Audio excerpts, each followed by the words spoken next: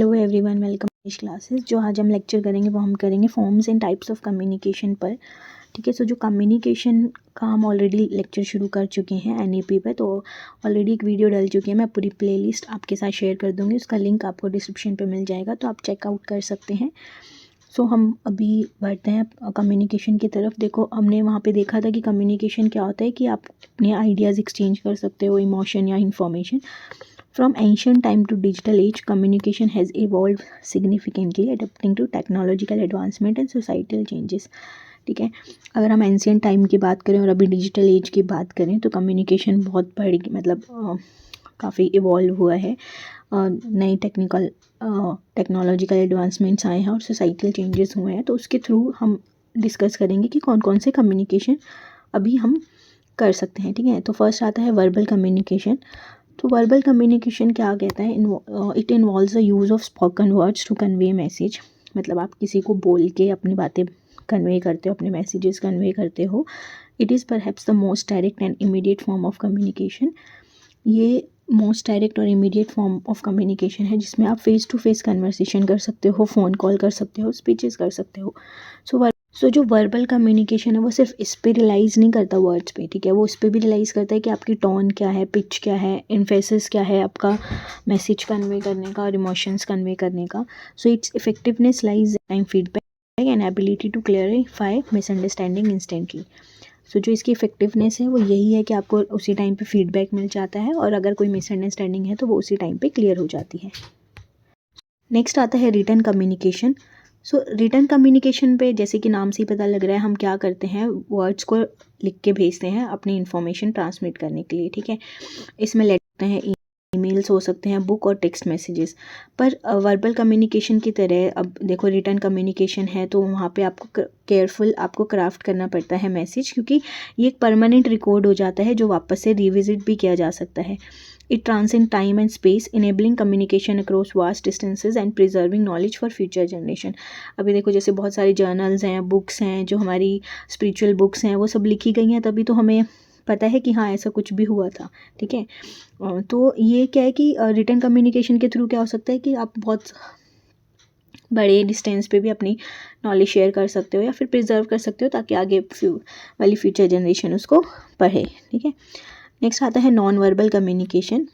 तो जो non verbal communication होती है उसमें क्या होते हैं, जेस्चर्स होते हैं, फेशियल एक्सप्रेशन, बॉडी लैंग्वेज। मतलब आप बोल नहीं रहे हो, ठीक है, आई कांटेक्ट हो जाता है, तो ये कॉम्प्लीमेंट करता है वर्बल कम्युनिकेशन को कन्वेइंग, ताकि आप बोलने के साथ साथ अपने इमोशंस, एटीट्यूड और इंटेंशंस भी शेयर कर सको। ठीक है, जैसे कि कोई किसी के भी एक्सप्रेशन से अगर गुस्से वाला है तो आपको पता लग जाएगा कि यार ये गुस्से में है, तो वो एक नॉन वर्बल कम्युनिकेशन है कि आपने सिर्फ फेशियल एक्सप्रेशन के थ्रू ही समझ लिया कि यार ये कि ये गुस्से में है, तो ये किसका टाइप हुआ, नॉन वर्बल का।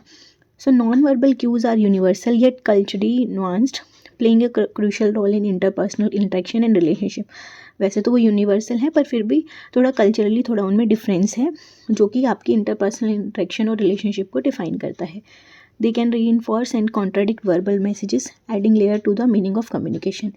हम इनको वर्बल कम्युनिकेशन के साथ जोड़ सकते हैं और ये क्या करेगा, एक मीनिंग ही ऐड करेगा आपकी कम्युनिकेशन पे, क्योंकि देखो बोलने का टोन या फिर आपके फेशियल एक्सप्रेशन से समझ में आएगा कि आप खुश हो, या फिर सामने वाले के फेशियल एक्सप्रेशन से भी समझ में आ जाएगा कि यार उसको समझ में आ रहा है कि नहीं। ठीक है, तो हम यहाँ पे इसका ये मतलब है कि वर्बल कम्युनिकेशन को हम नॉन वर्बल कम्युनिकेशन के साथ अगर जोड़ते हैं तो वो कम्युनिकेशन में कुछ ऐड ऑन ही करता है। नेक्स्ट आता है विजुअल कम्युनिकेशन।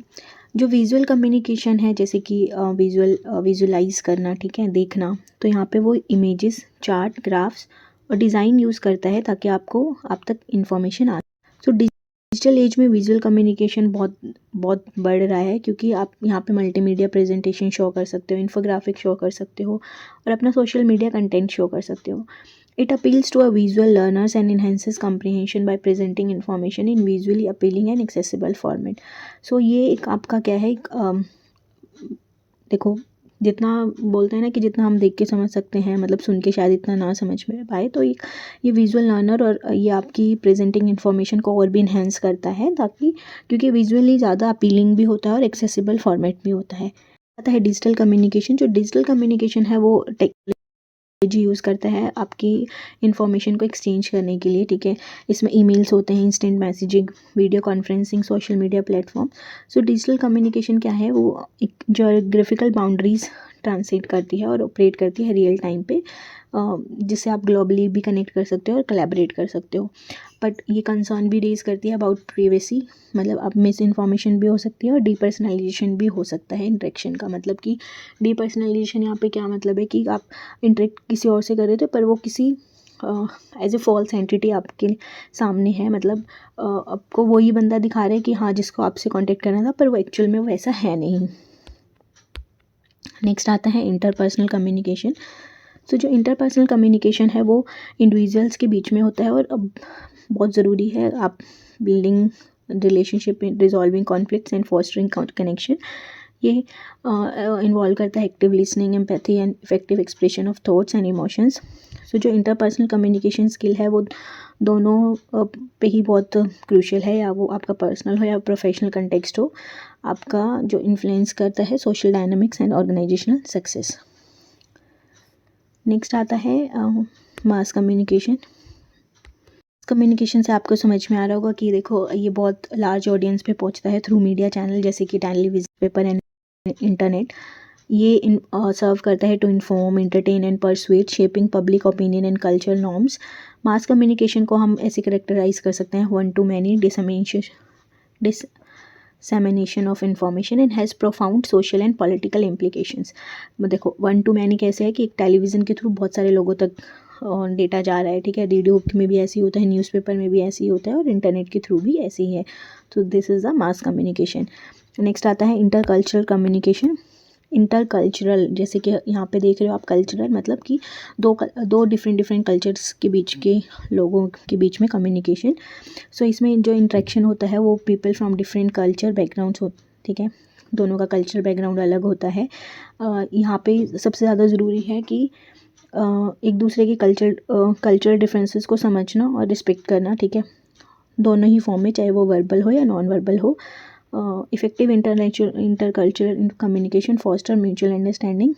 मतलब अगर आपने बहुत अच्छा कल्चरल कम्युनिकेशन किया है तो वो आपकी म्यूचुअल अंडरस्टैंडिंग को बढ़ाएगा, कॉन्फ्लिक्ट रिड्यूस करेगा और आपके बीच में कल्चरल डाइवर्सिटी को प्रमोट करेगा, ठीक है। नेक्स्ट आता है कॉर्पोरेट कम्युनिकेशन।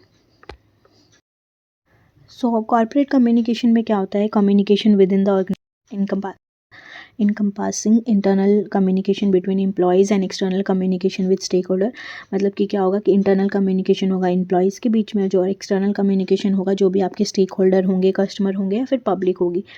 सो ये एक बड़ा क्रिटिकल रोल प्ले करता है in managing reputation and promoting organisation goal and facilitating decision making process. So अगर आपका कम्युनिकेशन अच्छा है इंटरनली और एक्सटर्नली तो ऑब्वियसली आपकी रेपुटेशन और आपके ऑर्गेनाइजेशन गोल को अचीव करने में हेल्प करेगा फॉर श्योर। नेक्स्ट आता है आर्टिस्टिक कम्युनिकेशन। आर्टिस्टिक जैसे कि हम यहाँ पे यूज़ करते हैं क्रिएटिव एक्सप्रेशन जैसे कि लिटरेचर, म्यूज़िक, थिएटर और विजुअल आर्ट्स, ताकि वो अपने आइडियाज़ और इमोशन शेयर कर सकें। So it translate language barrier, मतलब यहाँ पे कोई लैंग्वेज बैरियर नहीं होता और ऑडियंस को किसके बेस पे, एस्थेटिक और इमोशनल लेवल पे इंगेज किया जाता है।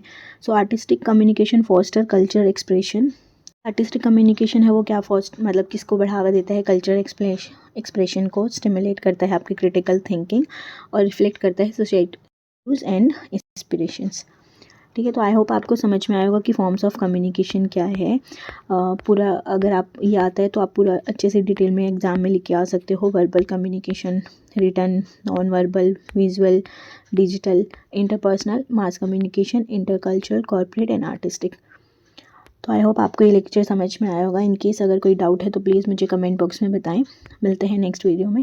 Thank you.